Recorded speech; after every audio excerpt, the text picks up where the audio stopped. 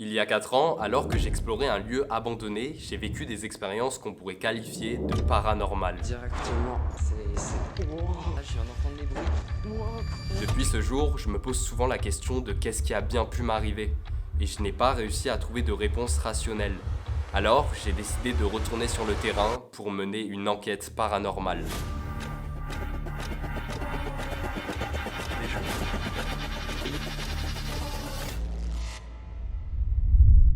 Bonjour et bienvenue dans cette nouvelle vidéo, j'espère que vous allez bien.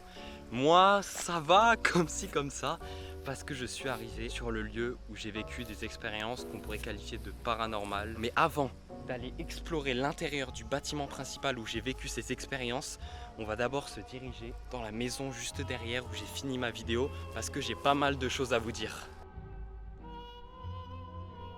C'est donc ici que commence cette nouvelle exploration. Bienvenue, on embarque. Ok, d'accord, je comprends directement ce que je vais vivre.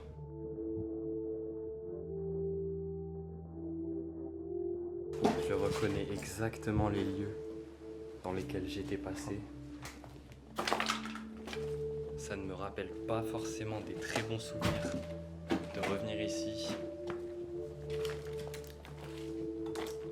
Je viens de monter au 2e étage par l'escalier, juste en bas tout pourri, et honnêtement je me sens pas super bien. L'exploration nocturne va vraiment faire flipper. Déjà ma caméra s'est éteinte alors qu'elle avait encore pas mal de batterie, je peux plus l'utiliser, du coup j'ai changé de batterie. Je dis pas que c'est paranormal, mais c'est déjà très bizarre. Si je suis venu en premier dans cette maison, c'est parce que c'est à cet endroit même que j'ai fini ma vidéo et donc j'avais envie de commencer celle-ci ici symboliquement, et parce que j'ai aussi quelques points à clarifier et à vous expliquer avant de passer à l'exploration. Pour cela, on va se regarder la vidéo et je vais commenter quelques passages. Donc ça, c'est la première séquence quand je suis arrivé directement dans le lieu. Avec de plutôt beaux tags. On va directement... Et dès mon arrivée au lieu, il y a eu un bruit et vous allez voir que ça va être le même bruit qui va revenir à chaque fois tout le long de la vidéo. Premier étage, je viens d'entendre les bruits. Wow. Oh putain. Ça a été le 2e bruit auquel j'ai été confronté et ça a été le plus traumatisant on va dire, parce qu'il s'est passé genre à 5 mètres de moi. Wow. Et enfin, le 3e bruit, toujours le même claquement. Déjà je vous le dis maintenant, il n'y a eu aucun trucage dans cette vidéo, aucun complice, j'ai été seul sur le lieu. Et du coup, j'aimerais d'abord revenir sur mes réactions. On peut voir que j'ai eu des réactions pas très naturelles pendant cette vidéo. Je pense notamment au 2e bruit où dès que je l'entends, je décide de courir dessus alors que quelqu'un de normal aurait sûrement fui. En fait, il faut savoir qu'à l'époque, c'était dans mes premières vidéos que je tournais et je savais pas réellement comment me positionner face à la caméra. On sait pas trop s'il faut plutôt être naturel et avoir peur ou alors s'il faut y aller, s'il faut avoir l'air courageux. Du coup, ce qui mène à des réactions comme ça qui peuvent être un peu faussées. 2e point sur lequel j'avais envie de venir, ce sont les théories derrière cette vidéo. La première théorie est celle de l'être humain. Le fait que des gens m'aient peut-être fait une mauvaise blague en voulant me faire peur et du coup aient joué avec moi en claquant des portes quand je les regardais pas. Mais j'ai un peu du mal à croire en cette théorie. Pourquoi? Parce que lors du 2e bruit, dès que le bruit retentit, je cours directement en moins d'1 seconde à la source de ce bruit et là, personne. La 2e hypothèse que j'ai pu avoir est celle de l'animal. Un animal qui, pareil, fait du bruit dedans. Mais encore une fois, durant le 2e bruit, on voit bien que c'est une énorme porte qui a été claquée.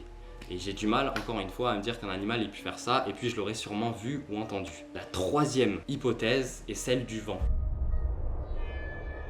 Mais si vous regardez bien, il n'y a aucun vent dans la vidéo. Je vous mens pas, je sors de cette porte, elle se plante directement derrière moi alors qu'il n'y avait pas de vent. Faut savoir qu'à l'époque, je filmais avec un appareil photo qui n'avait pas de micro, et dès le moindre vent, ça saturait. Et là, durant toute la vidéo, j'ai un superbe son, et puis même, on voit bien que les arbres ne bougent pas. Alors comment expliquer qu'une énorme porte se mette à claquer plusieurs fois? 4e hypothèse, celle du paranormal, ou du moins du monde de l'invisible. Il y a beaucoup de gens qui y croient, personnellement ce n'est pas mon cas, et à chaque fois j'essaye de rationaliser. Mais là dans cette vidéo, j'ai aucune réponse. Alors je ferme mon ordinateur et on part pour aller s'infiltrer dans un centre de vacances abandonné et hanté. C'est parti.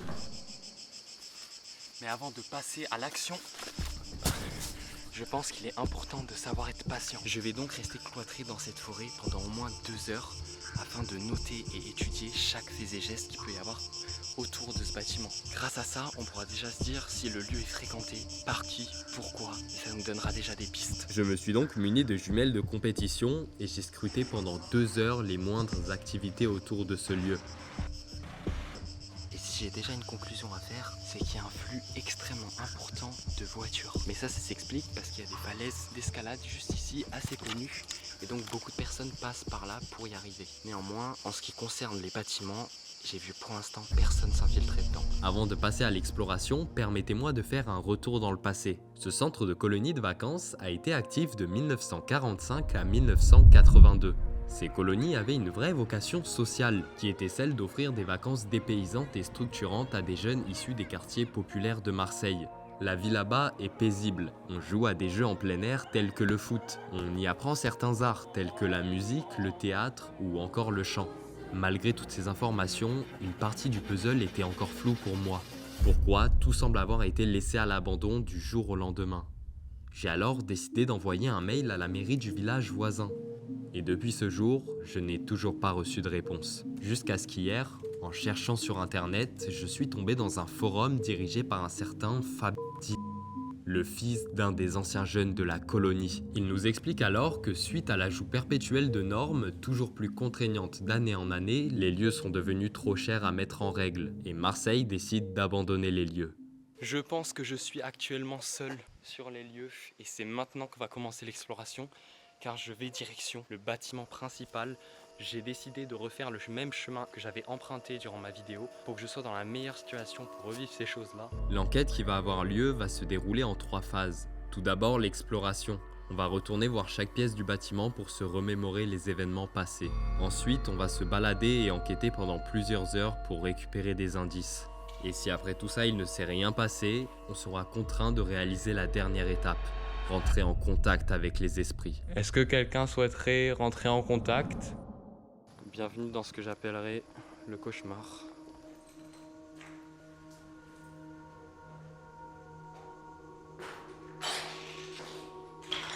C'est actuellement ici.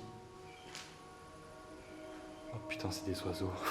C'est actuellement ici que j'ai vécu mon premier bruit. Ma caméra vient une nouvelle fois de s'éteindre toute seule sans aucune raison. Elle m'a jamais fait ça, je vous jure. Encore une fois, je sais pas comment être face à la cam, si je dois avoir peur ou quoi, mais je vais juste vivre mon expérience. Oh putain, la porte. Oh le chien, je viens de remarquer ça. C'est exactement à cet endroit que s'est passé le deuxième bruit. Et en fait, je viens de me rendre compte que la porte a totalement disparu. Ce n'est pas celle-ci au sol, parce qu'elle fait pas la même taille. C'est vraiment pas un bon signe que la porte qui claquait ne soit plus là. Et c'est donc par là que j'étais sorti. Et on est enfermé, putain. Donc la porte qui claquait n'est plus là, arrachée. Et l'endroit est fermé à clé. Putain, moi ça me fait flipper dès que je suis enfermé. J'ai vraiment me casser. Bon, je viens de visiter le premier étage, mais je viens de me rendre compte qu'il fait déjà nuit. Donc on passe directement en installation de nuit. Le lieu fait flipper et alors qu'on était en bas, on va se diriger là-haut. Je suis donc au 2e étage et c'est aussi ici que j'ai entendu un bruit, le 3e bruit, et c'était exactement dans cette pièce. Wow. Là, les couloirs avec 10 000 portes. Wesh, il y a eu un truc. Peut-être une chauve-souris. Je me sens pas forcément mal. Je pensais que j'allais vraiment être en panique de nuit. Moi, c'est vraiment les comportements humains qui me font peur en exploration. Et là, je me dis que bon, bah, je risque moins de croiser un humain dans la forêt. Est-ce que c'est peut-être pas du tout vrai? Sûrement, mais c'est mental. Laissez-moi introduire un nouvel item. Car j'ai pris avec moi un piège photo. C'est une caméra nocturne qui se déclenche à chaque fois qu'un mouvement se produit. Je vais donc la laisser tourner pendant plusieurs heures dans différentes pièces et on analysera les rushs en fin de vidéo. On vient de visiter le 1er et le 2e étage et on va maintenant aller au rez-de-chaussée. Et voilà la fameuse porte qui est censée être celle qui m'a claqué 3 fois dans mon dos. Je sais pas si vous voyez, mais c'est une énorme porte. Elle doit peser des dizaines de kilos. Et c'est pour cela que je me disais qu'avec les conditions météorologiques que j'avais, c'était impossible qu'elle claque. Il n'y avait aucun pet devant. Et on se dirige dans ce punaise d'escalier. Oh là là. Oh. Je déteste les mises en scène comme ça. Oh. C'est aussi une des plus grosses peurs que j'ai dans ce lieu, c'est de tomber sur des sectes ou de tomber sur des gens qui font des rituels. Et tu vois, une chaise comme ça au centre d'une pièce, c'est vraiment un truc d'un rituel. Oh putain, cette pièce. Et si je me souviens bien, ici c'est les toilettes, enfin les vestiaires. Oh waouh. On dirait vraiment un lieu créé pour un film, comme Squid Game ou The 8 Show, pour ceux qui ont vu. Avec des installations qui n'ont pas trop de sens, colorées comme ça. J'ai l'impression d'être dans les backrooms. C'est horrible. C'est vraiment des pièces des backrooms, frère. Je viens donc de visiter tout l'ensemble du bâtiment. Et maintenant, mon but, ça va être de me balader dedans pendant plusieurs heures pour essayer de voir s'il y a des phénomènes qui se passent. À partir de maintenant, l'enquête va se focaliser principalement sur 5 pièces, qui sont à mes yeux susceptibles de m'offrir d'étranges phénomènes, et qui étaient en lien avec les bruits que j'ai pu entendre. En fait, tellement que je suis immergé que j'en oublie de bien filmer. Des fois, je tiens la caméra n'importe comment, je suis désolé. Je me suis baladé pendant plusieurs heures sans résultat direct, du moins sur le moment, car je vous rappelle qu'après l'enquête sur le terrain, je vais analyser de mon côté chaque vidéo et notamment ceux de ma caméra nocturne. Enfin ça, c'est ce que je pensais, jusqu'à ce que je tombe malheureusement sur la chose la plus paranormale de ma vie. Ah. What the fuck, attends, on voit pas. Il y a un gars, il a posé sa meilleure crotte. Comment c'est possible? Il y a un gars, il a chié dans un urbex. Ouais non, il n'y en a pas dans chaque toilette, heureusement. Pendant cette deuxième phase d'enquête, j'ai aussi passé du temps à l'extérieur pour m'assurer que j'étais bien seul dans les lieux. Et de l'extérieur, voici le lieu. Perdu au milieu d'une route en pleine forêt. J'ai pu également faire des tests que j'avais envie de réaliser depuis maintenant 4 ans. Je pense qu'on se rend bien compte que s'il y avait eu quelqu'un qui avait poussé cette porte et qui avait pris la fuite, ça aurait donné ça.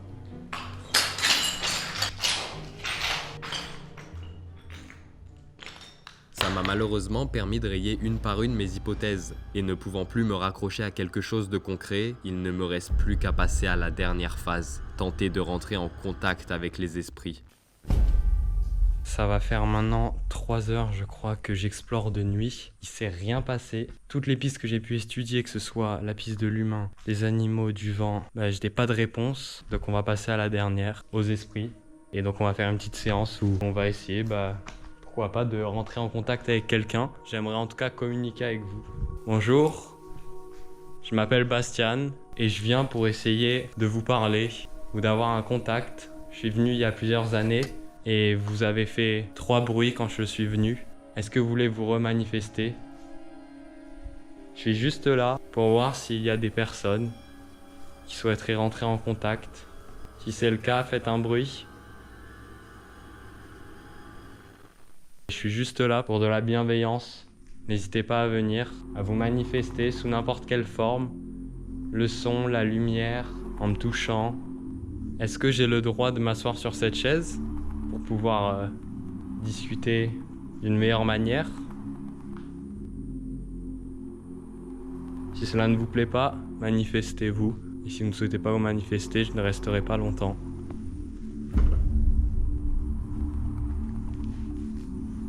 Je suis plutôt à l'aise, pas tellement peur. Est-ce que quelqu'un souhaiterait rentrer en contact ?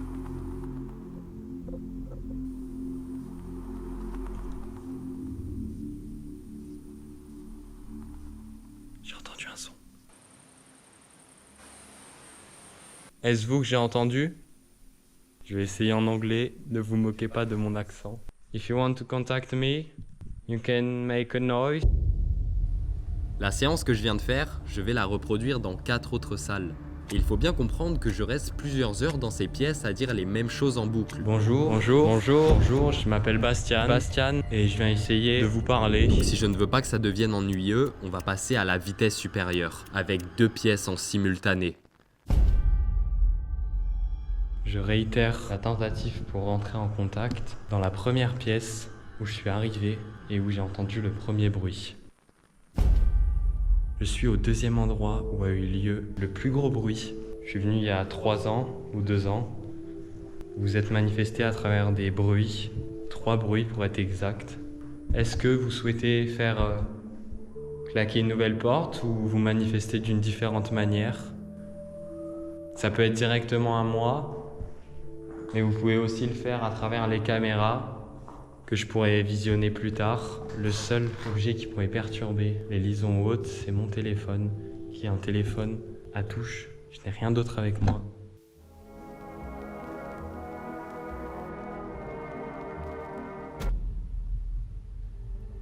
Pouvez-vous faire un bruit?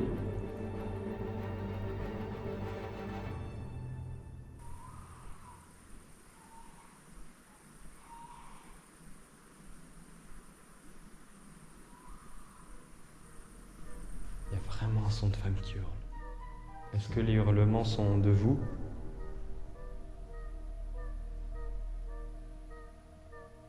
Bon, et bah toujours pas de bruit, pas de manifestation auditive ni visuelle pour moi.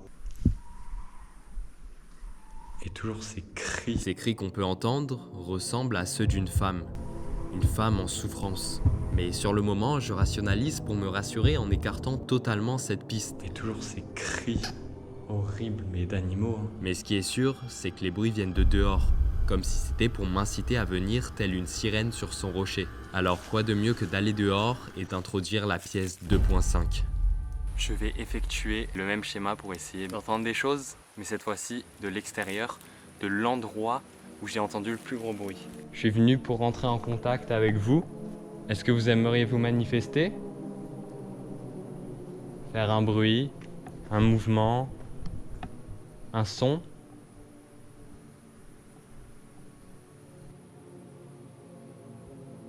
Fini avec celle-ci dans le noir, je vais tout éteindre, je me serai de nuit. Est-ce que vous voulez rentrer en contact avec moi?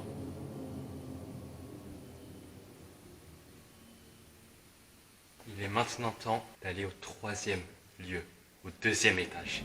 Je rentre donc dans ce dernier lieu où je vais dans cette salle où j'ai pu entendre le 3e bruit.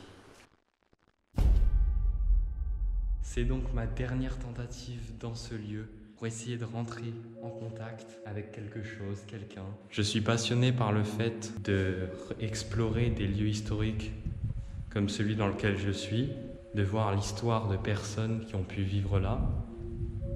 Et j'aimerais savoir si certains voulaient communiquer avec moi ce soir. Se manifester dans les caméras, que ce soit celle-ci ou celle-ci, ou même celle qui me filme moi, ma tête. Je viens en bienveillance.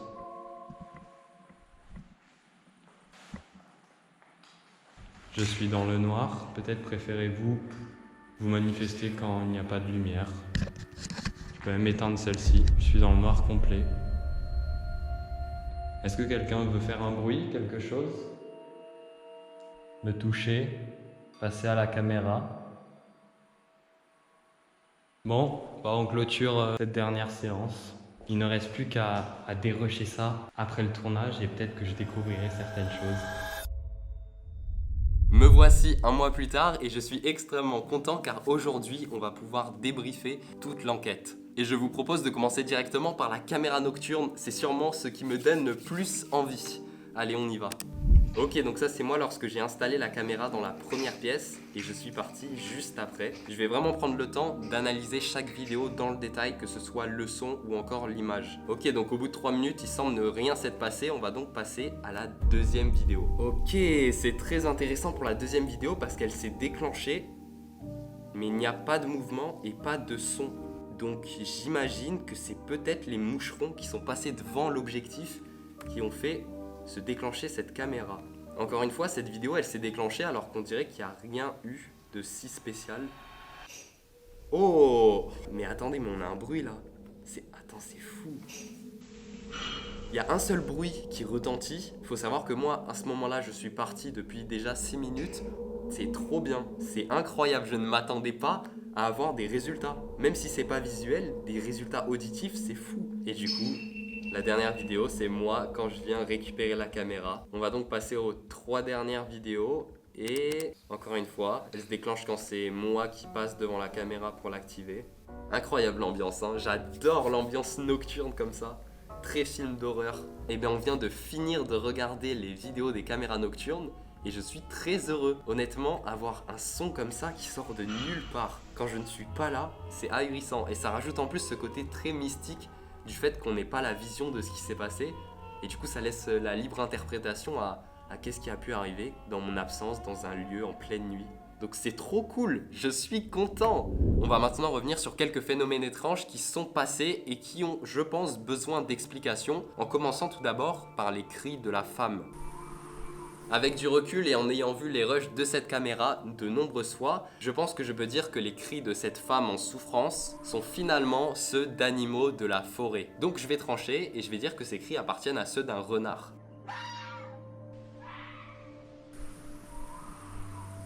Car effectivement, les cris de renard peuvent s'apparenter à ceux que j'ai pu entendre, des cris très stridents et qui, personnellement, je trouve, ressemblent dans la plupart des cas à ceux d'un humain. Maintenant, j'aimerais qu'on revienne sur les caméras qui ont coupé durant toute l'enquête. Et vous allez voir, il y a des explications, mais aussi une grande partie d'ombre dans ces phénomènes. Commençons alors par la GoPro. En effet, je me suis rendu compte qu'après tournage, la GoPro, lorsqu'elle enregistre une vidéo par exemple de 30 minutes, pour pas que ça fasse trop de poids, j'imagine, elle décide de couper cette vidéo en 2 parties de 15 minutes. Ce qui explique pourquoi à certains moments la GoPro coupe et en fait je me suis rendu compte qu'après elle recommence l'enregistrement. Néanmoins en ce qui concerne cette caméra, je n'ai aucune explication. Tout d'abord ça a été dans le premier lieu et la raison pour laquelle ma caméra s'est coupée, du moins ce qu'elle m'a mis comme message, c'est que je n'avais plus de batterie. Ce qui est très étrange alors que ça faisait seulement 5 minutes que je tournais.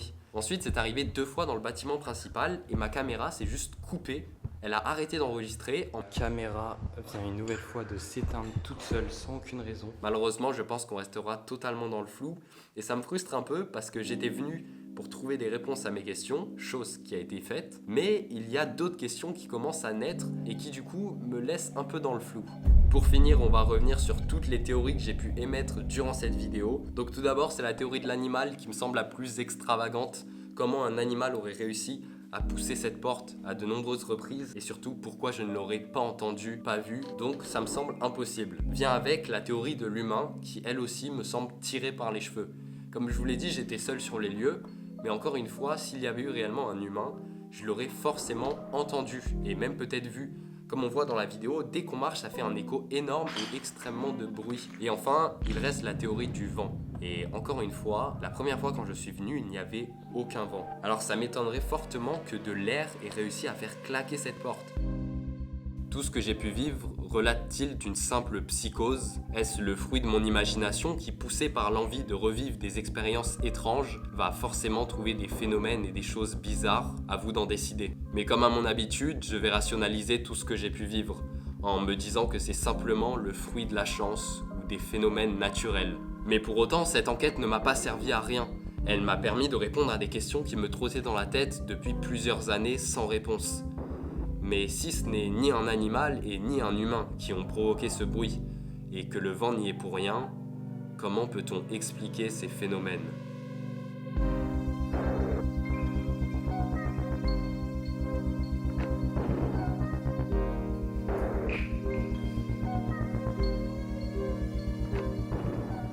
Merci d'avoir regardé cette vidéo, le mystère est toujours d'actualité et cette vidéo c'est un peu un moyen pour faire ressurgir cette affaire qui à mes yeux nécessite des explications. Alors je vous attends en commentaire pour toutes vos théories, qu'elles fassent partie du paranormal ou du monde du visible, je serai présent pour vous écouter et vous répondre. Alors avançons ensemble et merci de m'avoir écouté. C'était Bastian, au revoir.